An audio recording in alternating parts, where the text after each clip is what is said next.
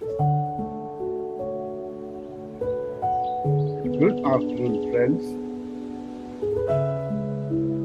Same dialogue again, meeting on the other side of the last lecture. So far, we have managed to finish chapterization, including what we did in introduction and the types of research and classification research and so on. So the natural progression of all this is to actually go a little bit detailed into few of those subtopics, of what we did in chapterization. And so we will start with title of the study. Titles have been with us since our kindergarten, where our teacher read us those nursery rhymes, and the book from which he was reciting those poems had a big title with some cartoonish figures called Nursery Rhymes. As we grew up in school, we had books with titles Bal Bharati and so on. Maybe in our teenage years, we started reading, romantic novels or some spy thrillers. They also had a title right there on the front page. So it's not very difficult for you to know about titles. So you'll be wondering that, why we are learning about titles. It's a little different in the case of research studies. The guy who wrote a book on children's poems, it was very easy for him just to write nursery rhymes. But in case of a research study, a lot of thinking goes into coming up with a topic to research. There are many ways to reach there, but in the end, the topic which you finally decide, especially in case of a research study,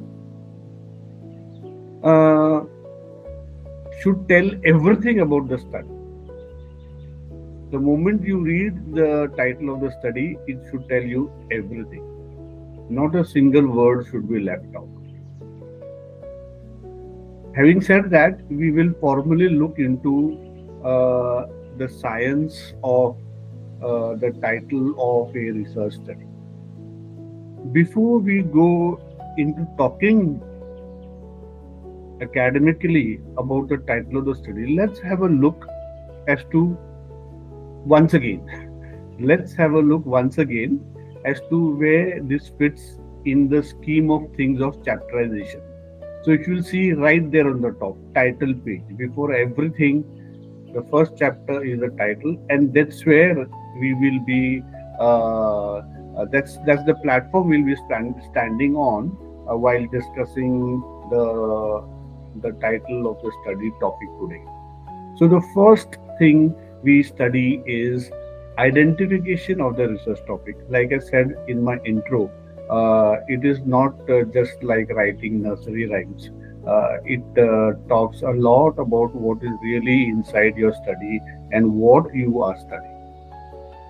So it can be formally said that it is a foundational step of the research process, because this topic, this title will tell you everything about your research process. What will you do? Why will you do? When will you do? And it will also help you to structure your research methodology. Selecting a subject area and specific issue that the researcher wants to investigate in depth. So suppose you want to investigate about the learners in your class, about their reading habits. Then a title will tell you that you are studying something about the reading habits of the learners in a particular class. So it will definitely rule out maths, science, motivation, and so on. Sets the boundaries of the entire study and determines the scope, objectives, and methodology to be employed. So, once again, when you speak about a study in your title as a study to find out the reading ability of class 5th students in a secondary school in the city of Mumbai. So you see from the title itself, everything will be covered and there will be boundaries. You will be doing your study in Mumbai, you will be doing your study with the class 5 students, and you will be doing study about the reading ability. Should also align with ethical guidelines. Of course, nowadays ethics rules the roost. What actually happens is a little bit different, but at least on paper, ethics rules the roost.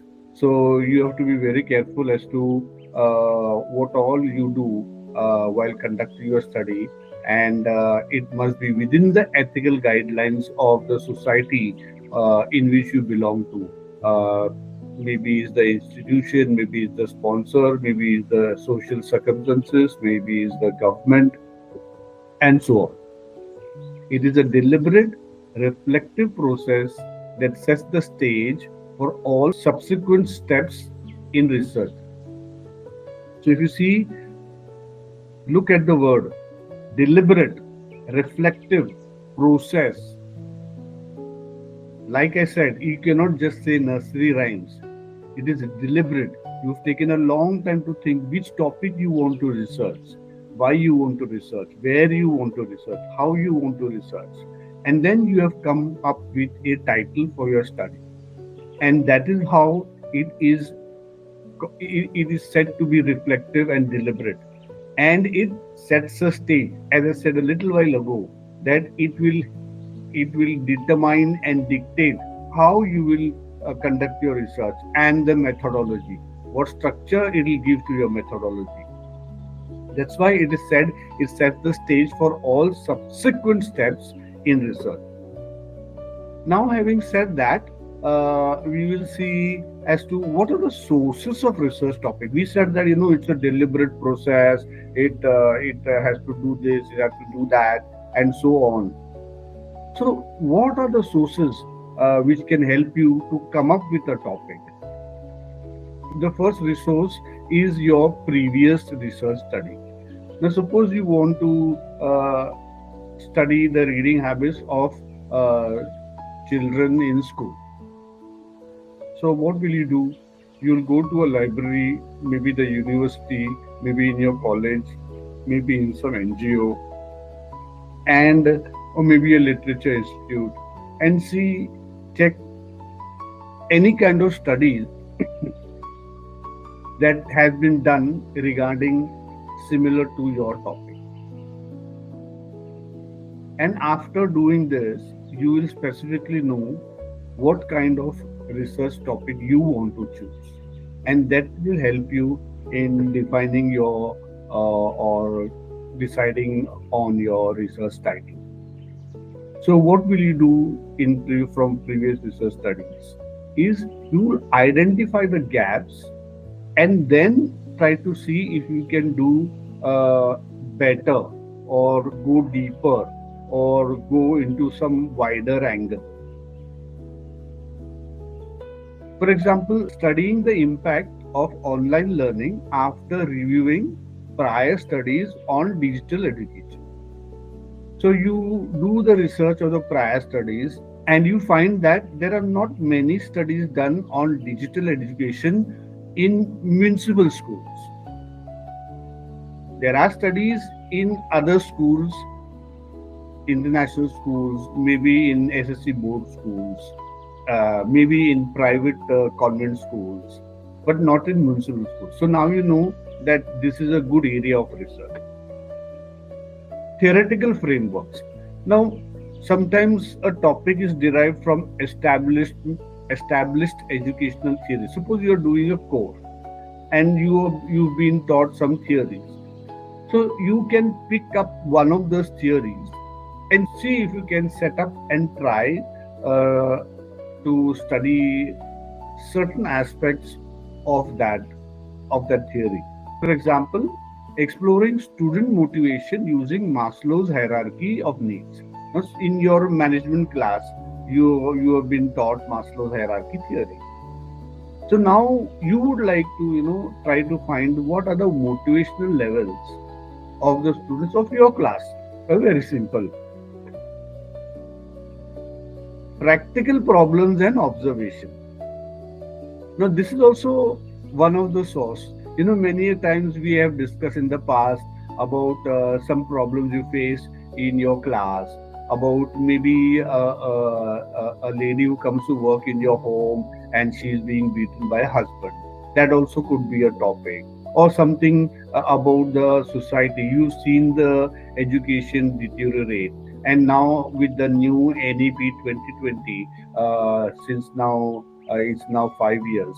You want to know that what is the new impact of this new education policy on education and the learners. It is your personal need which has been burning inside you. So you want to study if something has changed because of NEP 2020. So, based on challenges faced in school or challenges faced by you or something which is close to your heart, so investigating causes of low reading comprehension observed in a specific school. So, if you are facing this problem as a literature teacher, as a English language teacher, as a Hindi language teacher, then you can pick up this issue and make it a topic of research and then come up with a suitable title. Policy and curriculum leads. Like I said about 2020, NEP 2020. Similar here also, you can pick up some policy issues from that document or some curriculum needs of your school.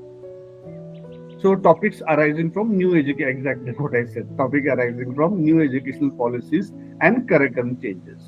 So what could be the example? Researching effectiveness of a new implemented competency based curriculum. See now, NEP 2020 has changed a lot of aspects of education. They are more into hands on kind of learning, which gives grades, and you can carry on the credits from here to there and so on. So you want to study that this new competency based curriculum, is it really useful in the learning process of the students? So we have discussed now the sources from which you can pick up the resource topic and then frame your title. So now you kind like in every topic of research we study, always the question comes up: why do you need to have a title or a topic when you are doing research? Why can't you just do research the way you want? So we'll see what is the need of a research topic. Yes, everything needs a topic, but in research, it's very, very important. And why it is important? So the first issue is it addresses knowledge gaps. So when you come up with a topic in research, you are told, or it is a custom, that you have to find research gaps. You cannot repeat the same story or same study done by someone, and unless there is something specific you want to say why you are repeating that study. Otherwise, normally you are expected to do study in a fresh area. Maybe it's not a very large area. Like we gave an example of the digital education in school. Maybe the digital education studies have been done, but not in municipal schools. So that is a gap for you. So fills areas where information is lacking. Studying innovative teaching methods where limited research exists. Just like the example we said of digital education in municipal schools. Solves practical problems. We said the reading problems of your students in your class. So it solves practical problems. Research on improving attendance rate in rural example. Once again, this is another example. In a rural school, suppose you are teaching there, students are not coming to class. I think I'll have to do my research on why my students are not turning up for online education.